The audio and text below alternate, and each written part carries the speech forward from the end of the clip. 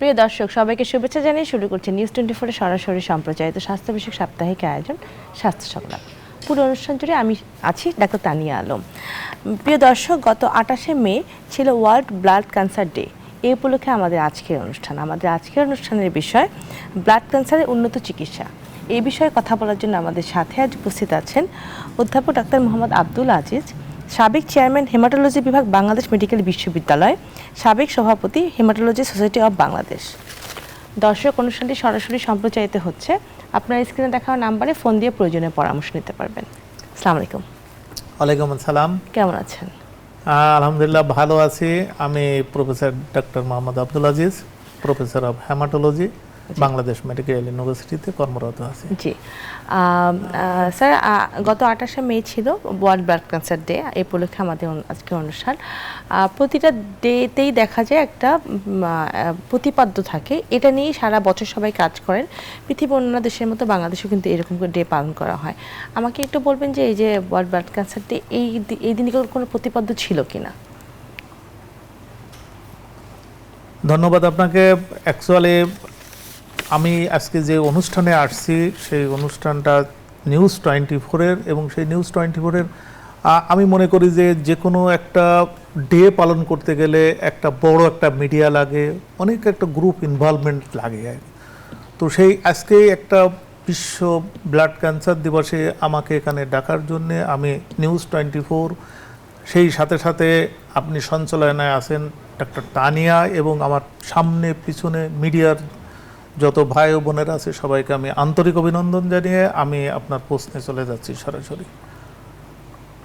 প্রতিটা ডে, শুধুমাত্র আজকে আমরা যে 28শে মে বিশ্ব ব্লাড ক্যান্সার দিবসে এখানে এসেছি তা না, আমাদের অনেক সাবজেক্ট যেহেতু 57, তো 57টা এরকম ডে আসে। তো এই ডেগুলোর একটা মূল প্রতিপাদ্য থাকে এবং তাতে আমাদের কিছু ভিশন আর মিশন থাকে।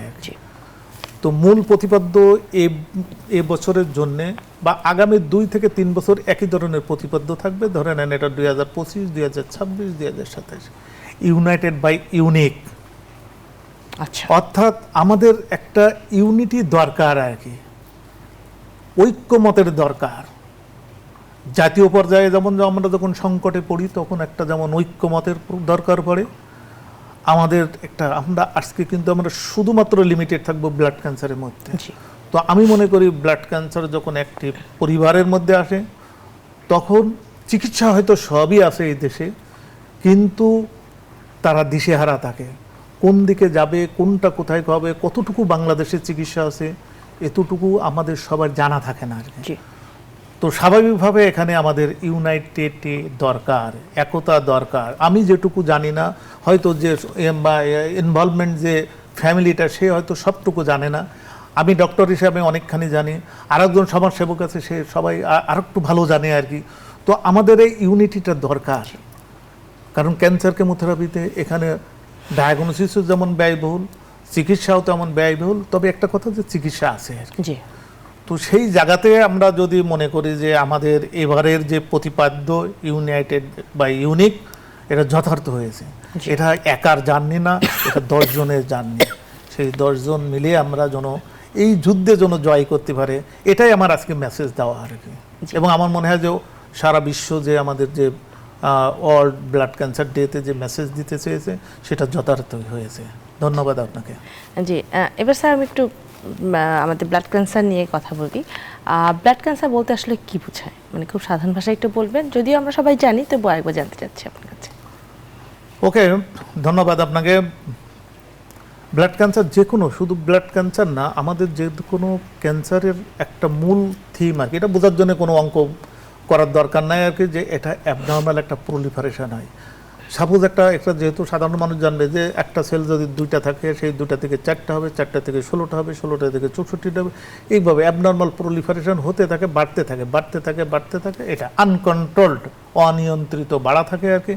এই বাড়তে থাকাটাকে আমরা যে কোনো ক্যান্সার বলি। তো এখন যদি ব্লাড সিস্টেমের মধ্যে, আমার বোন ম্যারো সিস্টেমের মধ্যে, আমার লিম্ফয়েড সিস্টেমের মধ্যে যদি এই অনিয়ন্ত্রিত প্রলিফারেশনগুলো হতে থাকে, খুব সিম্পল একটা জিনিস আর কি।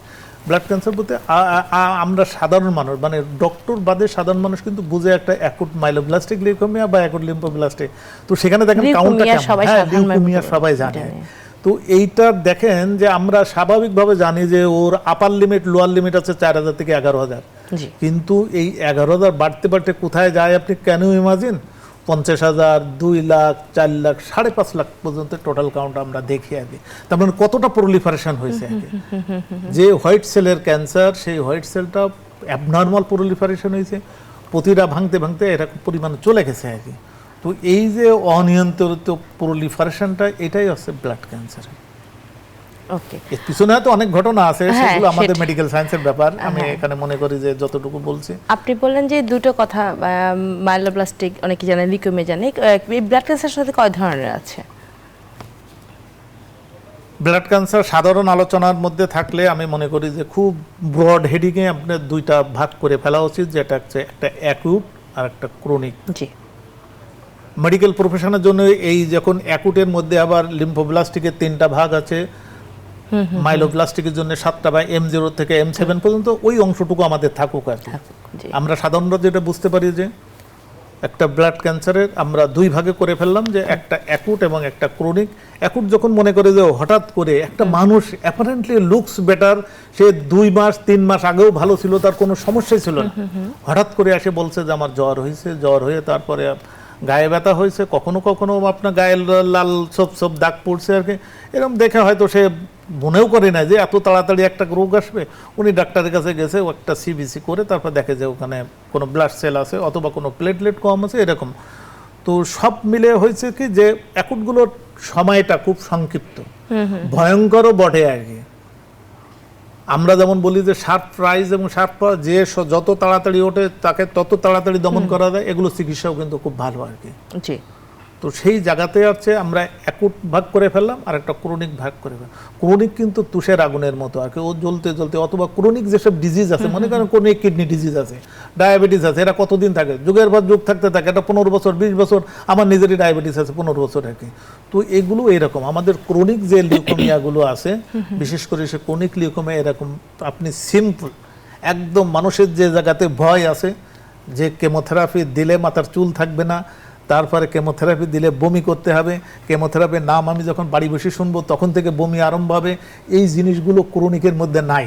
আচ্ছা সেখানে এখন অনেক টার্গেট থেরাপি আসছে, অনেক ভালো ভালো মনোক্লোনাল অ্যান্টিবডি আসছে, সিম্পল একটা ট্যাবলেট মুড়ির মতো করে খাবে, তাতেই তারা 15-20 বছর পর্যন্ত ভালো থাকে। আর এর অল্টারনেট যেটা অপোজিট ওয়েটা যেটা অ্যাকুট লিউকেমিয়া, যেটা হঠাৎ করে আসে আর কি, একদম মানুষটা ভালো ছিল আর কি, 3 মাস আগেও সে খেলাধুলো করছে, অ্যাথলেটিক্স হলে তার মতো সে যতটা তার প্র্যাকটিস করার কথা তাও করছে, হঠাৎ করে একদিন তার জ্বর, আর জ্বরের পরে তারপরে যে সিকোয়েন্স হয়তো সিমটম পরবর্তীতে হয়তো আমি বলার সুযোগ পেলে বলবো যে কি দেখলে আমরা এটা হব। তো সেখানে এই লোকগুলো আসার পরে আমাদের 3 মাসের মধ্যে মোটামুটি ওর ডায়াগনোসিস সব কিছু হয়ে যাচ্ছে। এরপরের যে চিকিৎসা, সেই চিকিৎসা প্রসেস যখন আসে তখন আমি হয়তো কথা বলবো। তো সাধারণের জন্য এতটুকু আপনার যে ব্লাড ক্যান্সারের টাইপ যদি কেউ জানতে চায়, একটা অ্যাকুট আর একটা ক্রনিক। অ্যাকুটের তীব্রতা বেশি, ক্রনিকের তীব্রতা কম। আচ্ছা, তাহলে যেটা আমরা বুঝলাম যে এই যে ব্লাড ক্যান্সারের বললেন যে অনেকগুলো টাইপ বললেন আমাদেরকে, সহজভাবেই সুন্দর করে বললেন। স্যার এটাও বললেন যে কোনোটা অনেকদিন ধরে থাকে, কোনোটা হঠাৎ করে দেখা যায়। তো লক্ষণ যেটা একটু আগে বললেন যে লক্ষণগুলো একটু পরে বলবেন, যে লক্ষণ তাহলে কিভাবে বোঝা যায় যে কোনটা অ্যাকিউট, কোনটা ক্রনিক, বা কোনটা কি ধরনের, এরকম টাইপও বলেছেন, সহজভাবে একটু বলবেন।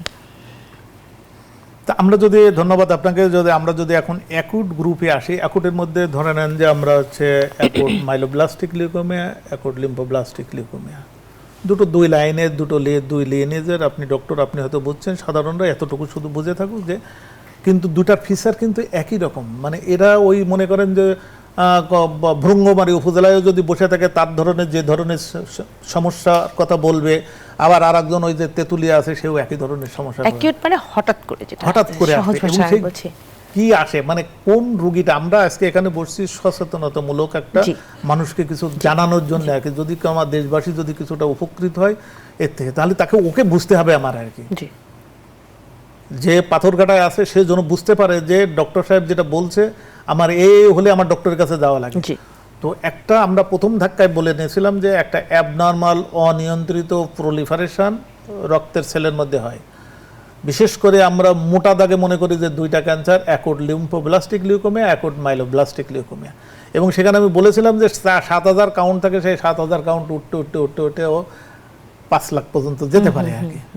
তো এখন একটু ভাবেন আর কি যে আমাদের এই ঘরে আমি যদি 50 জন যদি লোক থাকতে পারে আর কি, তো আমি যদি 50 জনের জন্য যদি আমি 500 জন দিয়ে থাকি, তাহলে আমার এই চেয়ার টেবিল সব বাইরে করে দিতে হবে আর কি, অন্য কেউ থাকতে পারবে না আর কি। তো ঠিক ওই রকম যে আমার ম্যারোর মধ্যে থাকার কথা ছিল যে একটা নর্মাল একটা সেলের লিমিটেশন আছে সবাইকে, এরকম যে তুমি এত পার্সেন্ট থাকবে, তুমি এত পার্সেন্ট, তুমি সেই পার্সেন্টেজগুলো তখন আর মেটে, তখন একক হয়ে যায় আর কি। মানে ফ্র্যাঙ্কেনস্টাইনের দানবের মতো ওই ক্যান্সার সেলগুলোই শুধু থাকে ওখানে, কাউন্ট অনেক বেড়ে গেছে। তাহলে স্বাভাবিকভাবে কি হবে? রক্তের কণিকা 3 ধরনের, এটা সারা বিশ্বের মানুষ জানে, সারা বাঙালি জানে, সবাই বাংলাদেশি জানি আমরা সবাই। লোহিত রক্তকণিকা, শ্বেত রক্তকণিকা, অনুচক্রিকা। তো শ্বেত রক্তকণিকার ডিজিজ নিয়ে আমরা এখানে এখন বসছি, যে পরবর্তীতে যদি কোনোদিন সুযোগ থাকে আমরা অন্যগুলো নিয়ে আমরা হয়তো আলোচনা করব। তো সেই শ্বেত রক্তকণিকা যখন অনেকগুলো হয়ে গেল, আমি আগে যে উদাহরণ টানলাম যে এই ঘরের মধ্যে অনেক লোক দিলাম, এখানে 5 লাখ হয়ে গেছে, তাহলে আর আমার অন্যগুলো কোথায় যাবে আর কি? তাদেরকে ওই ম্যারোর মধ্যে আর থাকতে দেবে না, তারা ম্যারোর বাইরে চলে যাবে, লোহিত রক্তকণিকা থাকবে না।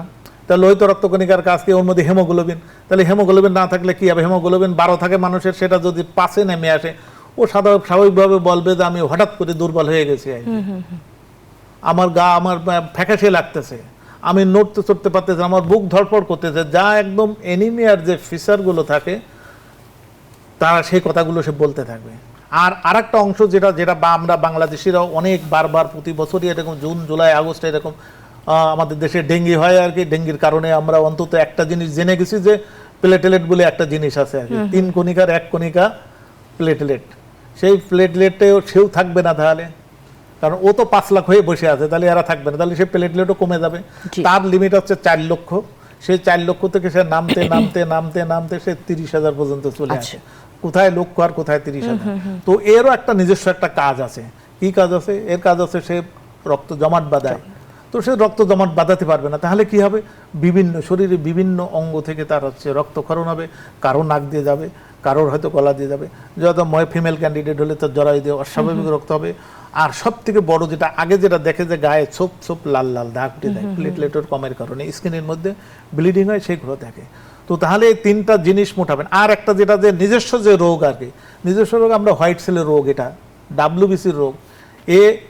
বেড়ে গেছে, বেড়ে যাওয়াতে কি হয়েছে? ও আরও নিজের মতো নাই, ওর চরিত্র নিজের মতো নাই। আমাদের WBCর কাজ ছিল যে বডির ইমিউনিটি দেওয়া, একদম ফার্স্ট লাইন ডিফেন্স বডির নিউট্রোফিল বা WBC। তো সে নিজস্ব, সে তো আর এখন ঠিক নাই, সে তো ফ্র্যাঙ্কেনস্টাইন দানব হয়েছে, সে তো আর তার ইউজুয়াল যে কাজ দেওয়া হয়েছিল সে কাজটা করবে না। তাহলে কি হবে? সে এখানে তার বডির ইমিউনিটি না থাকলে বিভিন্ন ধরনের ইনফেকশন হবে, জ্বর হবে। তাহলে এখন কার্ডিনাল ফিচার 3টা হলো। আমার ওই যে ভৃঙ্গমারির যে ভাইটা আছে, সে কেমনে করে বুঝবে? আমার ওই রূপসাট ও পাতুরিয়া যে ভাইটা আছে, যে আমি এইটা বা ব্লাড ক্যান্সার আমি কি করে বুঝবো? এগুলো বোঝার জন্য কোনো সায়েন্সের দরকার নাই। 3টা রক্তের কণিকা আছে, 3 ধরনের সাইন সিমটম নিয়ে তারা খুব কমনলি আসে আগে। একটা আছে তার জ্বর থাকে, একটা আছে তার উইকনেস থাকে, যেটাতে তার ব্লাড পর্যন্ত দেওয়া লাগে। 3 নাম্বার আছে তার শরীরে বিভিন্ন জায়গার থেকে তার অনেক ব্লিডিং হতে থাকে।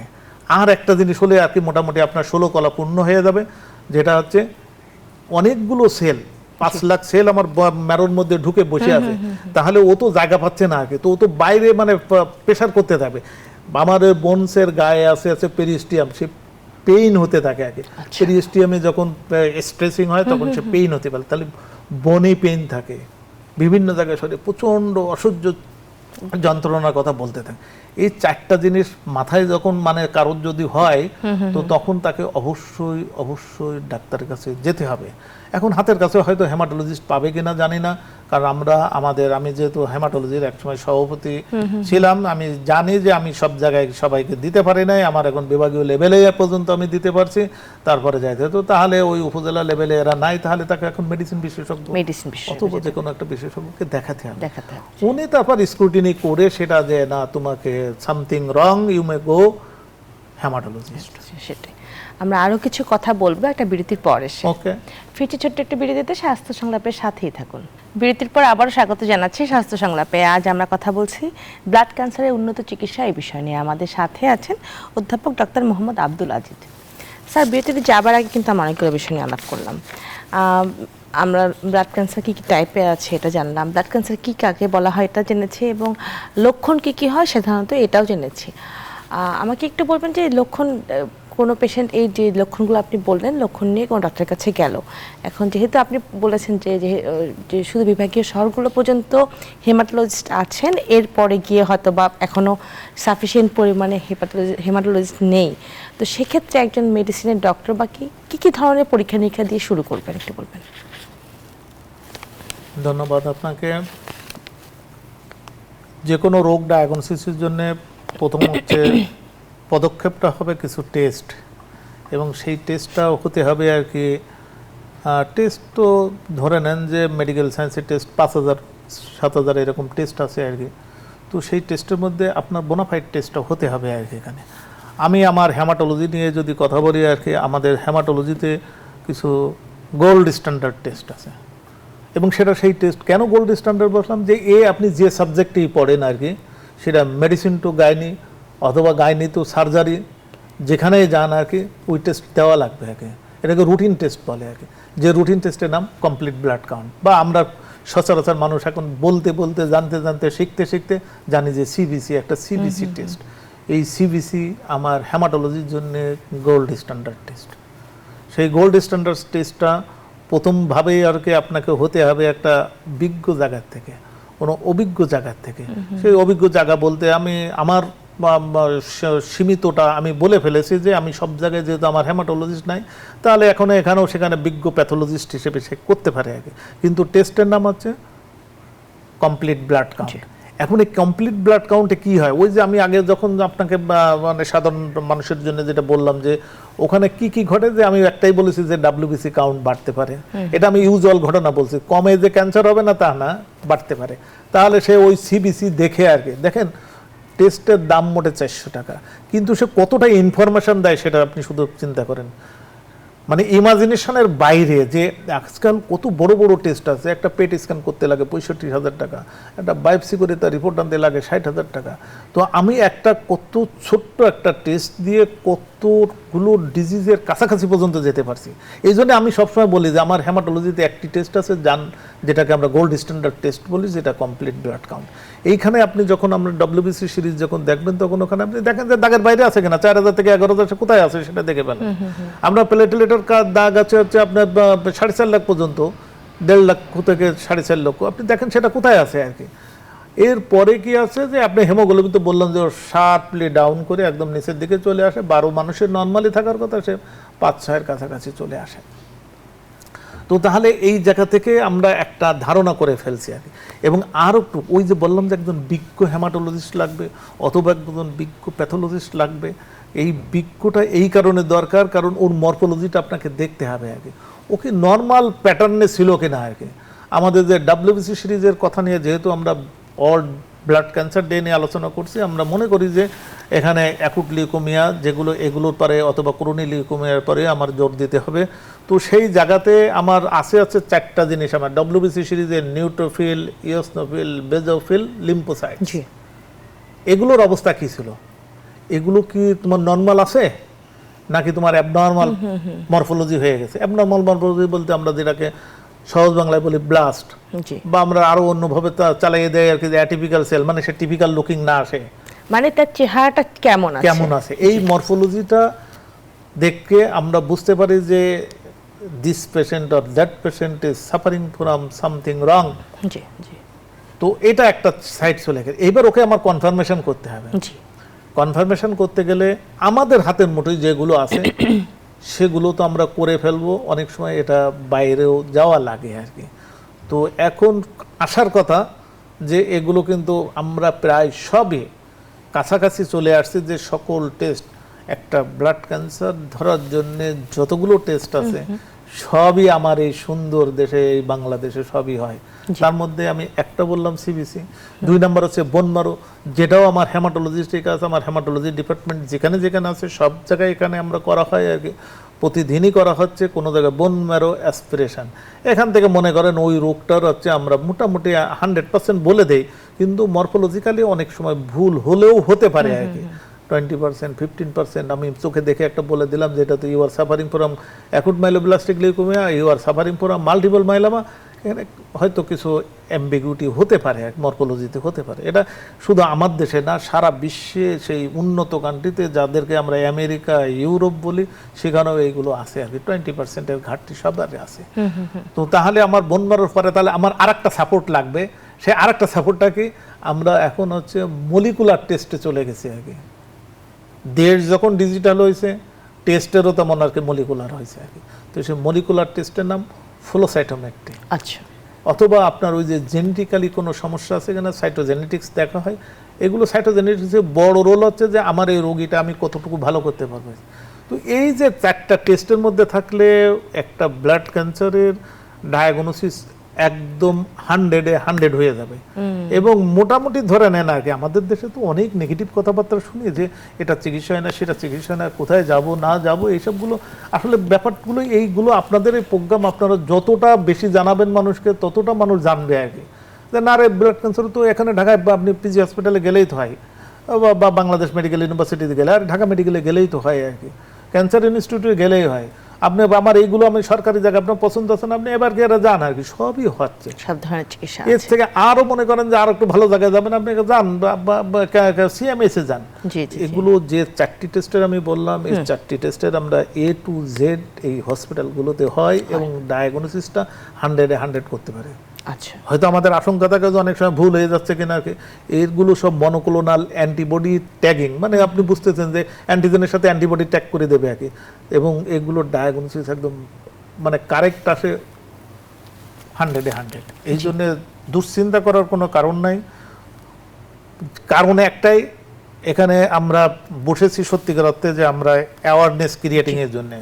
আপনাকে আসতে হবে সময় মতো আর কি। এটা হচ্ছে বড় মানে একটা ইনফরমেশন আজকে দিনের জন্য আমার, যে কারোর যদি কোনো অসুস্থতা থাকে এবং বিশেষ করে যদি হেমাটোলজিক্যাল ডিজিজ যদি এসে থাকে, তো তাহলে তাকে কারেক্ট সময়ে এখানে every second is countable, every minute is countable.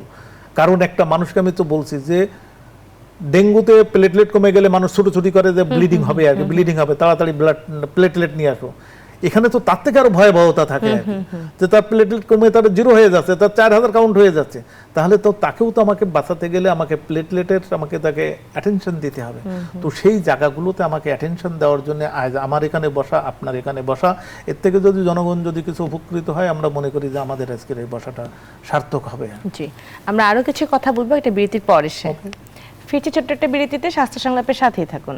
বিরতির পর আবারও স্বাগত জানাচ্ছি স্বাস্থ্য সংলাপে। আজ আমরা কথা বলছি ব্লাড ক্যান্সারের উন্নত চিকিৎসা এই বিষয় নিয়ে। আমাদের সাথে আছেন অধ্যাপক ডাক্তার মোহাম্মদ আব্দুল আজিজ স্যার। বিরতিতে যাবার আগে কিন্তু আমরা অনেকগুলো বিষয় নিয়ে আলাপ করলাম। আমাকে একটু বলবেন যে ক্যান্সারের আধুনিক চিকিৎসা সম্পর্কে, ব্লাড ক্যান্সারের আধুনিক চিকিৎসা। ওকে, থ্যাংক ইউ।